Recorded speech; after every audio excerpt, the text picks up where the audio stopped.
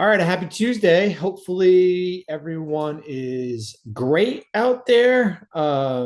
Still a couple days before the NBA finals start on Thursday. You can go on ESPN.com. We've got a new article out there today on the 15 extension candidates to watch this offseason, veteran extensions, not Chet Holmgren or Jalen Williams, two players that are extension eligible this offseason, but certainly Shea, Nikola Jokic.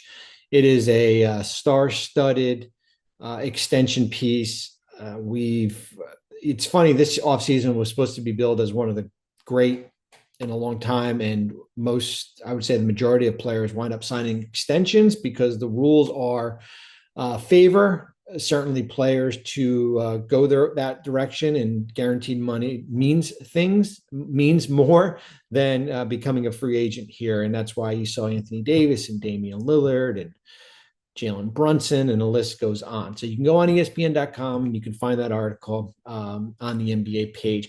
We are going to do an offseason video on the Utah Jazz. We have put up some teams that finished in the lottery. Yesterday was Brooklyn. We've done San Antonio. I think we've got about 5 more teams to go. And we are going to put Utah up on YouTube. The offseason article you can find on ESPN.com. There are 28 teams on the one doc. We will take a snapshot of their finances and put that out. Also, you can look at where they are financially. We're going to go into that in a minute. But I figured Utah, just because they made I don't want to say a change, an addition to their front office when they named Austin Ainge as their president of basketball operations. Certainly Austin has been with the Celtics for a long, long time and did a lot of good work there with Boston, certainly from a scouting standpoint, and has great pedigree with his dad, Danny, and he joins the front office. Certainly that includes Justin Zanuck, who is one of the best in the business. And I think they've got a terrific ownership group in Ryan Smith, an ownership group that's willing to put resources to this roster. It doesn't seem like it right now, but I know when they eventually get to that level, that the resources will be there. Utah is an interesting spot because the Western Conference is a bear, and I don't need to tell Jazz fans that. They're in an interesting spot because they're in this rebuild, and I guess since when they traded I was to say Lillard, Mitchell, and Gobert, and that group back in I think it was 2022. I think it was 22. They basically, when you trade away like 4/5 of your starting lineup, you kind of like hit like major tank mode, or basically ground zero mode. And they didn't do that. They kind of hung around for 2 seasons and they overachieved, and they were 500 teams. And then they basically bottomed out. And then when they bottomed out, they were basically at, the 8th pick or the 9th pick. They never had a top five pick to kind of add to their roster. This year, they basically kind of, from the outset, certainly there was a priority to play their younger players and go in a direction where the goal was to get a bottom pick. And you enter the night of the draft, or the night draft lottery, with I don't want to say the favorite, because how the lottery odds work now, there really is not a favorite. Maybe if you're picking 5th or 6th, but you go from 17 and 65, you had the number 1 pick heading into the lottery, and you fall all the way back to 5. I've been there. Happened with me in Brooklyn or New Jersey. We had the number 1 pick and we fell to 3, and we took Derek Favors, and John Wall went to the Wizards. There's still going to be a lot of good value as far as where Utah is right now at 5, depending on where you want to go. Do you want to go guard, Trey Johnson, Jeremiah Fears? Do you want to go bigs? It's a guard heavy draft. Do you want to move up, try to get up into maybe number 2, 3? You've got 5, 21, another team that's got the bingo board, 5, 21, 43, 53. They have a ton of draft equity. Certainly they cashed in that some of those picks from Cleveland and Minnesota turned into 2031 Phoenix unprotected first. They still have one of the two, or at least two out of the three in those years, and they are. Listen, if they want to move up into the top two or three, or they want to move out, they've got plenty of optionality to go about doing it. I do think when you are drafting outside of the top six, the one thing that's hurt them is there's no like blue chip franchise level prospect on this roster. Why Oklahoma City turned it around, and certainly them getting fortunate with Chet at where they picked at three, and drafting Jalen Williams outside the top 10 was a really good pick. When they made the Paul George trade, they got Shea back. And Shea has developed certainly into an MVP. Why Detroit turned it around is they had the number one pick and took Cade Cunningham, who for this year, for this year, when you get help around him and he's healthy and you've got shooters, things turn around quickly. I think the jury, and I'm not going to write off their draft, the players they've picked, whether it be Isaiah Collier, who had a good year, or Keontae George, or Walker Kessler, or Taylor Hendricks, who was out with the injury. Cody Williams, certainly there.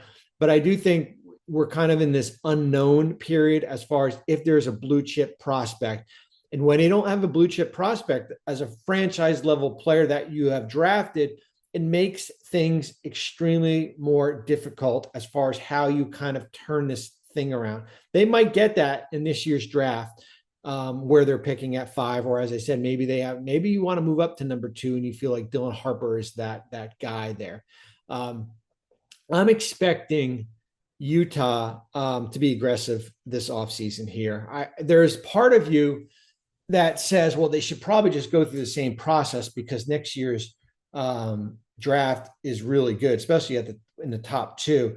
But as we've seen, like winning 17 games guarantees you nothing.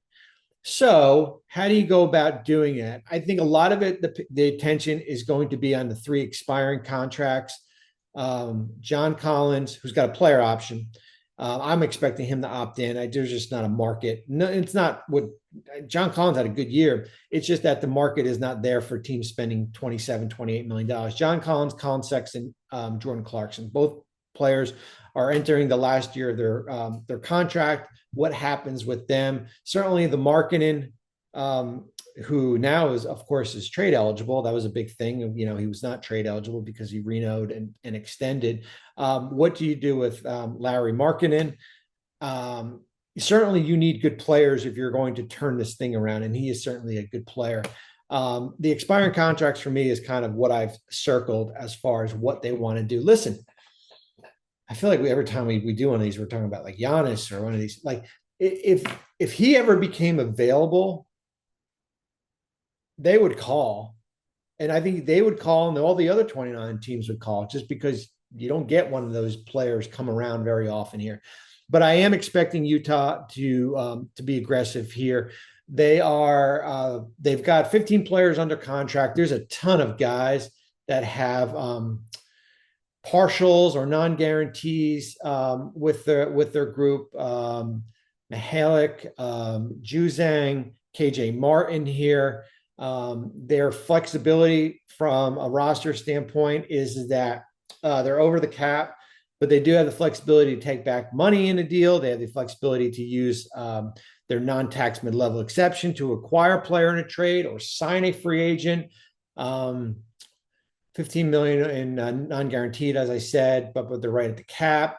The Collins opt-in is June 27th, so certainly they've got a couple trade exceptions here. Certainly the priority is the draft, getting it right? You got to nail the draft, as we've talked about. What are your options in the draft with 5 and 21?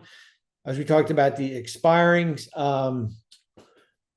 Well, here's the other thing too with Utah is how much does cap space mean to you in 2026? It's a little bit different because next offseason, it's going to get better. There's going to be at least half the league, maybe a little bit less, are going to have a lot of money out there to spend. So does that mean anything to you? Are you willing to take back contracts that extend into 26, 27? They could have 70, $80 million in room if all three players come off your books here. So that's another thing to keep an eye on. The extension for Kessler is interesting. First player to average at least 2 blocks per game in each of his first 3 seasons since Tim Duncan.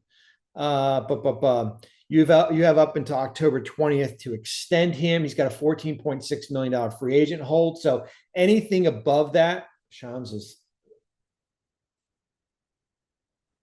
What happened here? Oh, wow. Tibbs got fired.